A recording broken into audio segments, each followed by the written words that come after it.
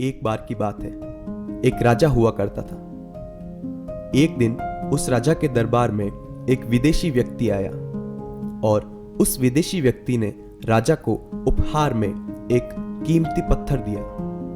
वह पत्थर पाकर राजा बहुत ही प्रसन्न हुआ और राजा ने उसी वक्त निर्णय लिया कि उस पत्थर की वो भगवान विष्णु की एक महान प्रतिमा बनवाएगा और उसे राज्य के बीचों बीच स्थापित करवाएगा।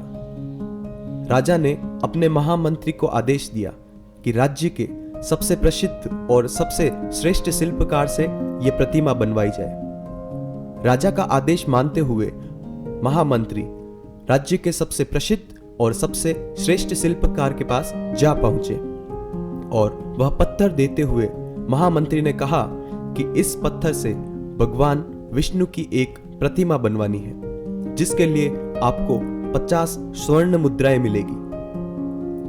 यह सुनकर शिल्पकार बहुत ही प्रसन्न हुआ और महामंत्री के वहां से प्रस्थान करते ही उस शिल्पकार ने मूर्ति पर काम प्रारंभ कर दिया। जैसे ही उस मूर्ति पर शिल्पकार ने काम प्रारंभ किया और वह हथौड़े की चोट मारने लगा मूर्ति पर। उसने 1 चोट मारी, 2 चोट मारी, 30 चोट मारी, 50 चोट मारी, लेकिन वह मूर्ति टस की मस नहीं हो रही थी।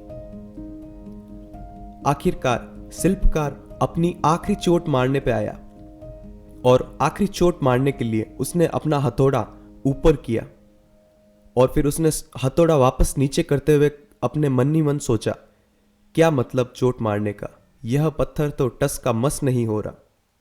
यही सोचते हुए शिल्पकार ने वह पत्थर ले जाकर वापस महामंत्री को दे दिया और उनसे क्षमा मांगते हुए कहा कि यह पत्थर टस का मस नहीं हो रहा, इससे मैं मूर्ति नहीं बना पाऊंगा। पर महामंत्री को राजा का आदेश का पालन करना ही था, तो महामंत्री ने एक राज्य के छोटे से शिल्पकार को वह कीमती पत्थर दिया और उससे कहा कि आप इस पत्थर से मूर्ति बनाइए। वह शिल्पकार भी यह बात सुनकर बहुत प्रसन्न हुआ और उस मूर्ति पर कार्य करना प्रारंभ कर दिया। उस शिल्पकार ने 1 हथौड़े की चोट मारी और वह पत्थर टूट गया और उस शिल्पकार ने उस पत्थर की प्रतिमा बनाकर महामंत्री के महल में पहुंचा दिया और उस शिल्पकार को 50 स्वर्ण मुद्राएं मिली उस कार्य के लिए। यही बात सुनकर जो प्रसिद्ध शिल्पकार था उसे लगा कि काश मैं वह आखिरी हथौड़े की चोट मार देता तो आज 50 स्वर्ण मुद्राएं मुझे मिलती। तो दोस्तों, इस बात से हमें क्या सीखने को मिलता है या इस बात से हम क्या सीख ले सकते हैं? इस बात से हमें यह सीखने को मिलता है, कभी भी हिम्मत नहीं हारनी चाहिए, कभी भी किसी भी काम को बीच में नहीं छोड़ना चाहिए।